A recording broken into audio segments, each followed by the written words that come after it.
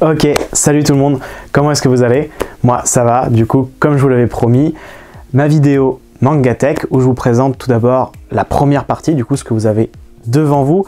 Si vous voulez la seconde partie, n'hésitez pas à me la demander dans les commentaires. Si je vois qu'il y a vraiment beaucoup de personnes intéressées, il n'y a pas de souci, je vous la ferai avec plaisir. Mais ça me demande quand même pas mal de taf parce qu'il faut que je retire tout ça. On dirait pas comme ça, mais il y a quand même 1300 mangas qui sont entassés là-dedans. Il y a quand même un petit paquet. Mais bon, on n'y est pas encore. Pour l'instant, on voit ce qu'il y a là. C'est parti. Ok, c'est parti. Je vous décroche. Hop. Hop. On va d'abord monter tout là-haut pour voir un petit peu ce qu'il y a. Hop. Alors d'abord, on a le coffret de Gun qui avait été édité par Glénat il y a 2 ans et réédité aussi l'année dernière pour les fêtes de fin d'année. On a la première box de Kingdom de chez Mian qui est disponible avec l'abonnement chez Anime Store. De même pour The Breaker, une box de chez Mian, bon là, disponible sans abonnement. Et on a aussi un petit coffret de Lady Snowblood. C'est un manga qui a inspiré d'ailleurs le film Kill Bill, pour ceux qui ne le savent pas. Et ça a été réédité d'ailleurs par Kana en un seul format. Juste derrière mes épées d'une licence absolument pas connue, nous avons les Bandits Généreux, un coffret en carton qui a été fait par l'éditeur qui réunit les 11 volumes. Voilà, donc j'aime bien mettre des coffrets en hauteur. Hein. Hop, on descend et là on commence à taper un peu dedans. Nous avons du coup La Passion du manga qui est un recueil d'ex-libris qui a été fait pour les 20 ans de Pika Édition. On a le coffret Katsura Trilogy. Katsura, si vous ne connaissez pas, c'est l'auteur de Zatman, ça va plus vous parler, ou de Id, ou encore de Video Girl High. Dedans, il y a Shadow Lady, ou bien encore Dr. Shomelby, et aussi un sketchbook, je crois que ça s'appelle comme ça, où il y a plusieurs dessins dedans. On a le coffret de Naoki Urasawa, Le Signe des Rêves, qui avait été fait par le Louvre, les Louvre Éditions, c'est ça, pour une exposition qu'il y avait eu là-bas. Donc c'est super déjà qu'ils aient fait ça. Donc c'est un coffret qui avait été fait en tirage à 2222 exemplaires, ils se sont amusés sur le chiffre.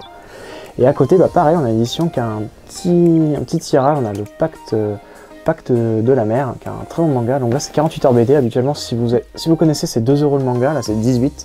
Par contre c'est le seul qui a une couverture rigide. Du coup c'est limité à 2000 exemplaires si je dis pas des ici on a les Black Butler qui sont pas du tout rangés, il faut que je les lise, ceux que j'avais récupérés et présentés en occasion. Tant qu'ils seront pas lus, ils seront pas rangés je pense. Et ici on a une petite collection de, bon, on va dire de Jump, bon là par exemple c'est le SQ donc ce n'est pas un Jump, que j'avais récupéré, enfin que je m'étais commandé pour le one shot de Death Note qui est dedans. Et on en a d'autres avec d'autres couvertures, donc là je l'avais récupéré moi au Japon avec du coup du Dragon Ball. Ça c'est un ami qui me l'avait ramené du coup du One Piece. Hop, on a du Black Clover, pareil, c'est un ami qui me l'a ramené celui-là. Là on a, celui-là je l'avais acheté dans un Jump Store directement. Promising Neverland si vous avez reconnu. Et enfin on a du My Hero Academia, donc ça c'est le premier que j'ai acheté en paire japonaise. Et on a, hop, c'est pas logique que ce soit là, mais un petit artbook de Clamp in Paris. C'était à l'occasion du fait qu'il y avait une exposition à Japan Expo. Ils avaient fait ce petit artbook, c'est vachement sympa. Hop, on descend un petit peu. Donc là on a une ligne entière, hop là, de Black Box. Et un petit peu de manga. Bon, en gros, c'est une étagère de vieux mangas. Hein. C'est-à-dire que c'est des mangas qui ont été édités il y a quelques années maintenant. Enfin, en France, non, mais au Japon, en terre nippone, si. Par exemple, vous avez Mazinger, c'est dans les années 70, hein, 72. Donc là, on a Hurlement, Cléopâtre, qui sont des one-shots. On a le one-shot Du haut de mon monde, l'auteur qui a fait aussi Manabu, qui est juste à côté. On a Cosmo Ship qui est par Leiji Matsumoto, dans le même principe que Albator, c'est vraiment à peu près le même univers, l'espace, tout ça. On a Mazinger Z et son one-shot, Goldorak et son one-shot, donc là c'est du Gonagai, encore du Gonagai, Grenzinger Giga, une adaptation plus récente de Goldorak. On a les Devilman qui sont assez connus maintenant, la première édition.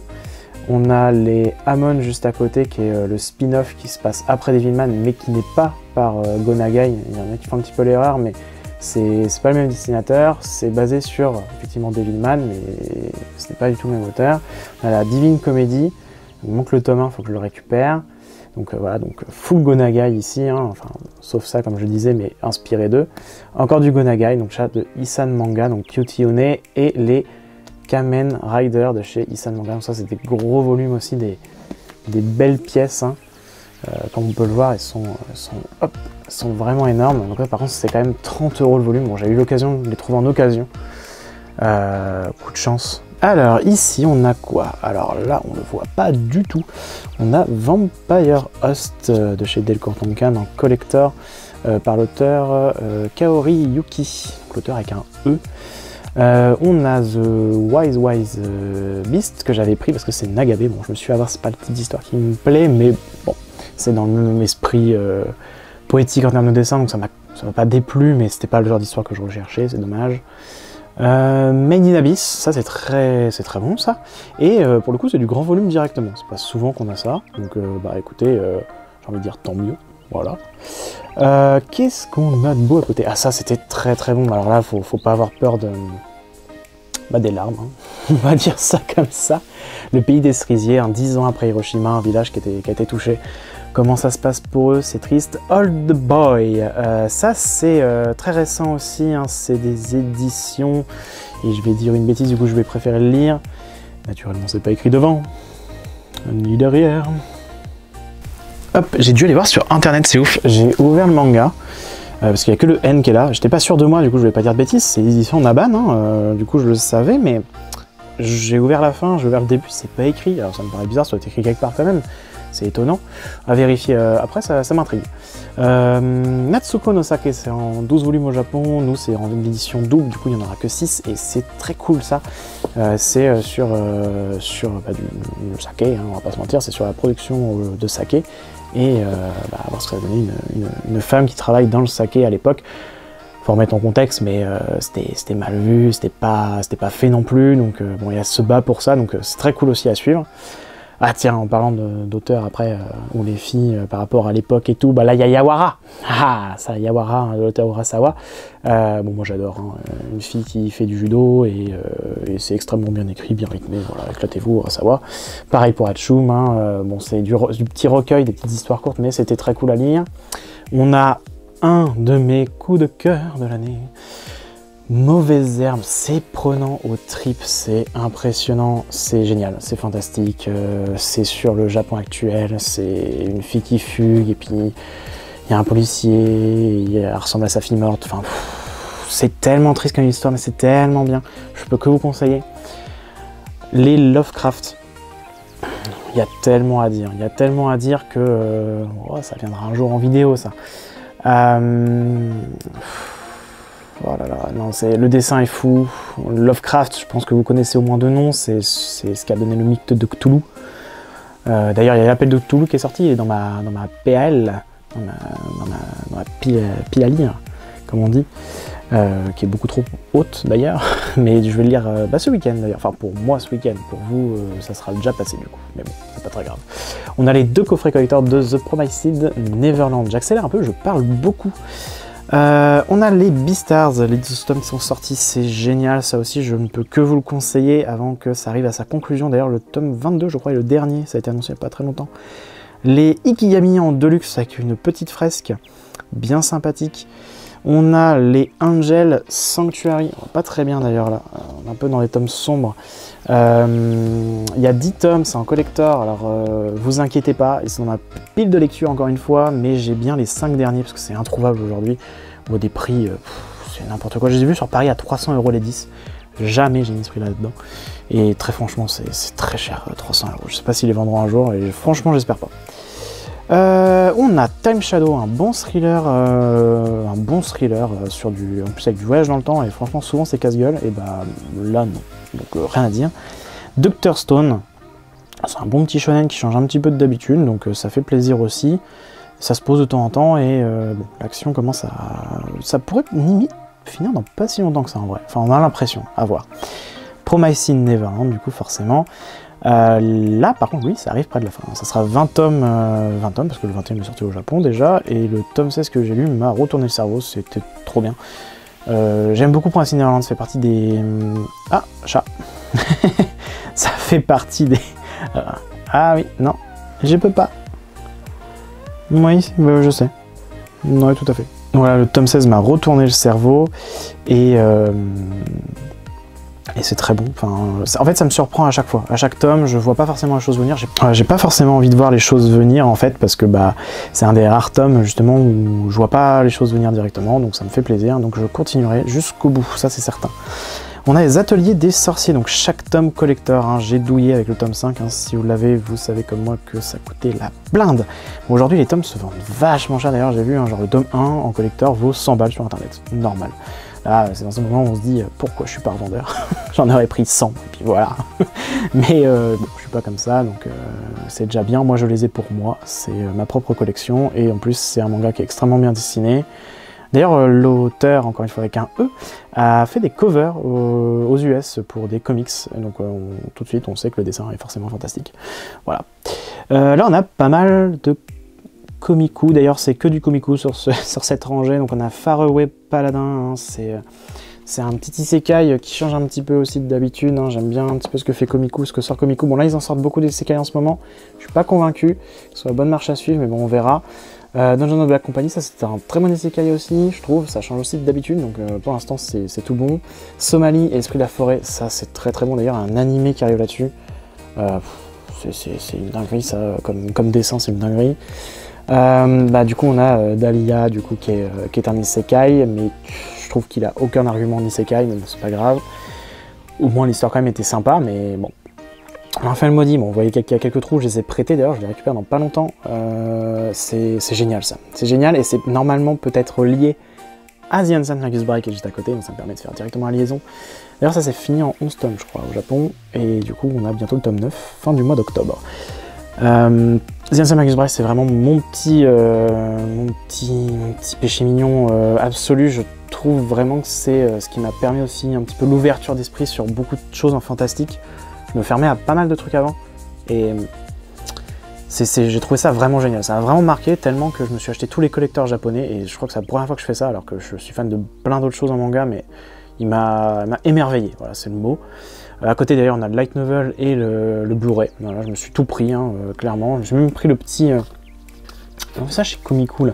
Le petit goûter, hop, on voit pas très bien parce qu'il y a le flou, hop là, toc, c'est beaucoup mieux. L'enfant est maudit, le goûter, donc c'est un petit truc pour enfants, mais bon, voilà, je supporte un petit peu le fait que Komiku commence à sortir des... hop là, pardon, des goodies divers et variés, ça me fait plaisir, donc je les soutiens. Alors ici on allait à Jin, c'est un très bon seinen, et j'ai quand même très peur, faut vraiment que la fin arrive. Ça commence à tirer en longueur, c'est dommage, c'était très bon, et ça peut le rester, s'il fait pas de la bêtise de d'étirer encore. Là, pour le coup, j'ai que ça à dire. Les Black Clover, ah là là, c'est vraiment un shonen préféré. Le tome 24 me laisse perplexe. Si vous l'avez pas lu, je ne dirai pas pourquoi. Mais il y a un twist dedans qui me fait pas forcément plaisir. À côté, on a le spin-off qui est cool, mais un peu bordélique, je trouve, en action par rapport à... Déjà que c'est très très animé, je trouve, il faut s'y retrouver dans Black Clover déjà. Le spin-off, c'est encore pire, j'ai l'impression. Killer Inside, un bon thriller avec une double personnalité, enfin peut-être un contrôle de l'autre, c'est très cool. Red Ice Sword Blue Ice Sword du coup, pardon, la suite de Red Ice Sword, très cool. Ça va plus dans la politique, ça pourrait être limite un...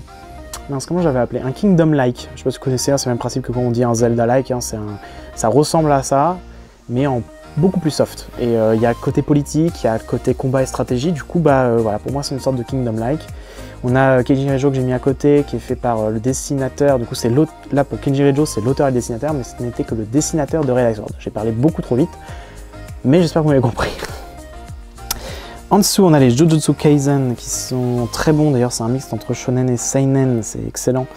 Magus of the Library, c'est littéralement mon coup de cœur de l'année. Là, pour le coup, je vous ai parlé de Mauvais Air au-dessus qui m'a vraiment marqué, mais Magus of the Library, je connaissais pas encore, je l'ai commencé cette année, c'est fantastique. Ça, je vous le présenterai sûrement un jour, parce que ça, en fait, c'est le kit presse que j'avais pu récupérer en occasion, qui va avec Magus of the Library, donc avec un livre pop-up, du coup. On a les Asadora, donc les Asadora de Urasawa, donc bon bah pour moi c'est excellent. Ça prend son temps pour se poser, et c'est pas plus mal, donc ça me fait plaisir aussi ce genre de tome de temps en temps. Shadow House qui est très sympa sur le début pour l'instant, à voir comment on continue, évolue la suite. Tombée du ciel chez Mian, très cool aussi, c'est une vieille œuvre mais très sympa. On a Hiruma qui est un Kodomo, mais alors Kodomo vous entendez un manga pour enfants. Pour autant, l'humour est bon, le dessin est bon, je vois pas pourquoi je m'en priverais, il est excellent, donc basta. Cigarette and Cherry, de la collection live, donc ça c'est des thèmes qui sont abordés, qui sont plus adultes, et franchement ça fait plaisir un petit peu de temps en temps. C'était très cool à lire, et du coup j'ai très envie de m'attarder un petit peu sur la collection live dans son intégralité, ce qui est proposé, et on verra. On a HX Heroes, The Unwanted Undead Adventurer, qui est un bon isekai aussi, ça. Même s'il se réincarne pas dans un autre monde. Donc, la limite isekai aujourd'hui, c'est quand même vachement le bordel. 17 ans Chronique du Mal, c'est pas à mettre en toutes les mains, c'est encore du Naban, et ça parle d'une histoire vraie au Japon, c'est assez dur quand même. Mais c'est super cool à lire, ça fait de la culture aussi, parce que moi je m'intéresse pas trop aux infos, et même si c'était il y a plusieurs années, bah, ça permet de le savoir maintenant en fait. Space Family, qui est un très bon manga comique, ça pour le coup c'est très bon. Et là on a du Clamp à gogo. Donc on a le début des deluxe de la réédition de Sakura Chose de cartes, on a le nouveau manga, Sakura Chose de cartes, Clear Card Arc, qui est plutôt cool en vrai je trouve. On a Kobato la réédition et Shobit la réédition, dans le caniment des rééditions. En fait ils ont réédité beaucoup de Clamp, d'ailleurs ils continuent encore ce mois-ci je crois avec Magic Knight quelque chose, j'ai oublié le nom complet, mais très bon. Donc là on a quelques petites choses, alors là pour le coup c'est pas à moi. Bon on a du Zelda, c'est à moi, on a les romans Death Note au fond, on les voit pas du tout, mais de toute façon voilà, si vous voulez voir, comme j'avais dit, de toute façon tout ce qu'il y a derrière, voilà. Et là c'est principalement pas à moi, donc il y a Steingate qui est à moi, Other Stories et Children et Heroine Game. Petite série en 3 tomes, plutôt sympa comme divertissement, mais ça aurait pu creuser plus loin limite en fait. Children, c'était cool, mais ça va être en 2 tomes, du coup pareil, ça va être un peu torché. Le Other Stories de Gun était sympa, bah, lui pour le coup, 3 petites histoires dedans, et elle était très cool, voilà, j'ai rien à dire dessus. Steingate, c'est un bordel, j'arrive pas à comprendre comment les gens ont pu accrocher à fond sur le scénario avec le visual novel et tout, je vous avoue. J'avais parlé à un pote qui est totalement fan, et il a lu vite fait l'histoire dans le manga, il déteste le dessin.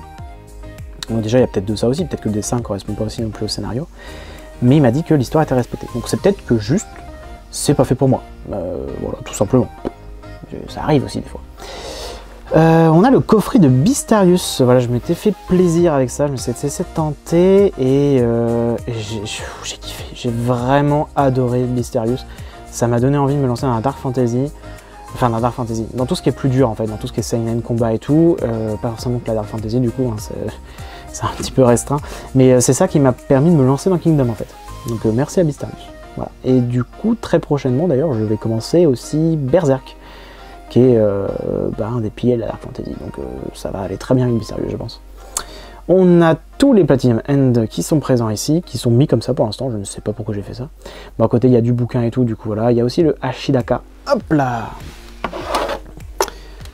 le collector.